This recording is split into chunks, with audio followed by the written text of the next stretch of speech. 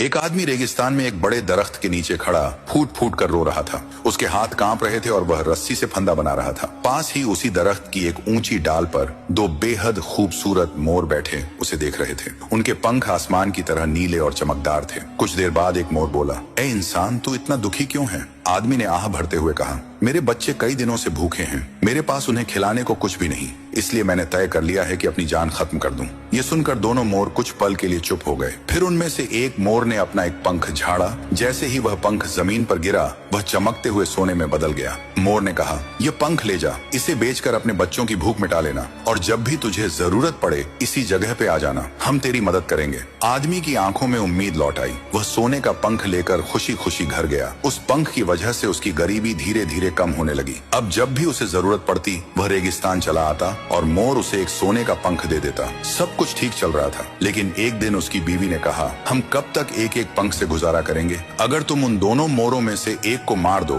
तो उसके सारे पंख हमारे हो जाएंगे और हम हमेशा के लिए अमीर बन जाएंगे। आदमी ने पहले मना किया, मगर लालच उसके दिल में घुस गया। अगले दिन वह तीर कमान लेकर रेगिस्तान की तरफ चल पड़ा। जब वह उस दरख्त के पास पहुंचा तो एक मोर हमेशा की तरह उसकी मदद के लिए अपना पंख तोड़ने ही वाला था कि उसी पल उस आदमी ने कमान खींची और तीर मोर की तरफ छोड़ दिया। तीर लगते ही मोर तड़पता हुआ जमीन पर गिर गया। आदमी उसके पास पहुंचा और लालच में उसके पंख तोड़ने लगा, लेकिन यह देखकर वह सन्न रह गया। वे पंख सोने में नहीं बदले, वे सिर्फ साधारण बेकार और बेजान पंख थे। तभी दूसरे मोर की दर्द भरी आवाज गूंजी, ए जालिम इंसान, हमने तुझे मौत से बचाया, तेरे बच्चों की भूख मिटाई, मगर तूने एहसान का बदला लालच और जुल्म से दिया। जो इंसान थोड़े में शुक्र नहीं करता और ज्यादा की हवस करता है, वह आखिरकार सब कुछ खो देता है। यह कहकर वह मोर आसमान की तरफ उड़ गया और फिर कभी वापस नहीं आया। आदमी वहीं बैठा रोता रह गया। न मोर बचे, न सोने के पंख, और न ही पहले जैसी रहमत।